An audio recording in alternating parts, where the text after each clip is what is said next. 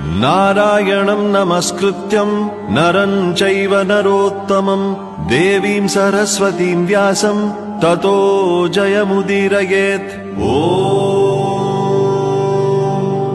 अथ सकल सौभाग्यदायक श्री विष्णु सहस्रनाम स्तोत्रम्।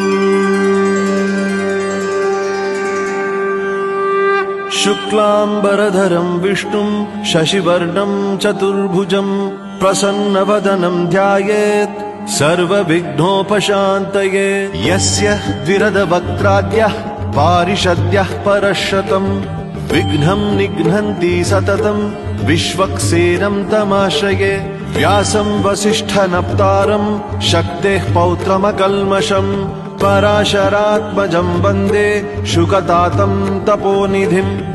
व्यासाय विष्णुरूपाय व्यासरूपाय